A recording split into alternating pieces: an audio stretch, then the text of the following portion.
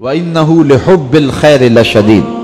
انسان کی ایک کمزوری کو بیان کیا کہ یہ دولت کی محبت میں بڑا سخت ہے، یہ چاہے اسے اور کچھ کرنا نہ آتا ہو، پیسے گننے سے بڑے آتے ہیں، اور دولت کی محبت میں یہ بڑا سیانہ ہے، اور یہ بہت زیادہ حریص ہے دولت کی محبت میں، صبح سے لے کر شام تک اس کی تگ و تاز، اس کی جد و جہد بس دولت کے لیے ہے۔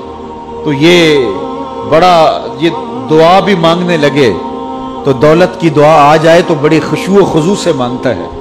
تو یہ بہت زیادہ شدید محبت کرنے والا ہے دولت سے، اور اس کا اوڑھنا بچھونا ہی دولت بن گیا ہے، صبح سے لے کر شام تک بس اس کا وظیفہ حیات ہی ہے۔ حالانکہ یہ اللہ نے ذمہ لیا ہے، وَمَا مِن دَابَّةٍ فِي الْأَرْضِ إِلَّا عَلَى اللَّهِ رِزْقُهَا۔ زمین پر چلنے رینگنے والی کوئی چیز ایسی نہیں ہے جس کا رزق اللہ نے اپنے ذمہ کرم پہ نہ لیا ہو۔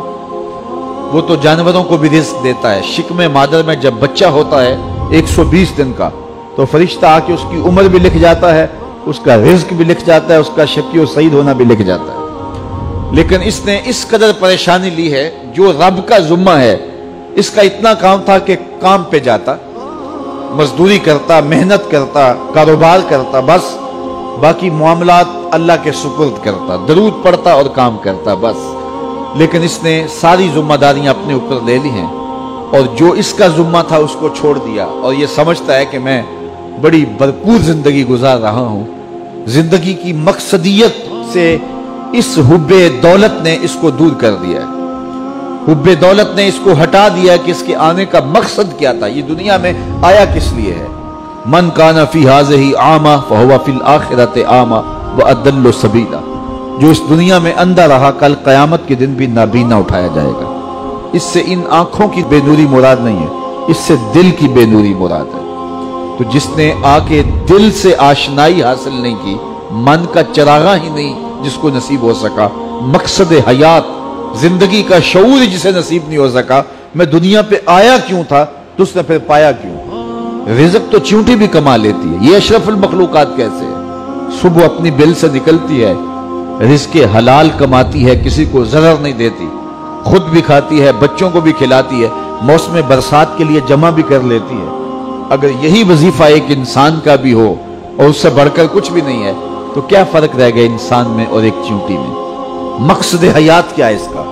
اکبر الہٰبادی مرحوم نے کہا تھا، کیا بتائیں احباب کیا کارنمایاں کر گئے، بی اے کیا، نوکر ہوئے، پینشن ملی اور مر گئے۔ کیا زندگی کا یہ مقصد تھا؟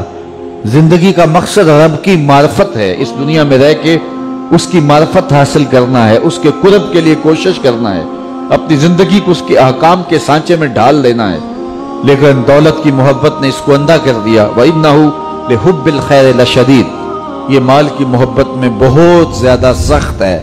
اچھا ٹھیک ہے، کر لے اکٹھا مال، لیکن کفن کو جیب نہیں ہوتی، کہاں لے جائے گا یہ مال؟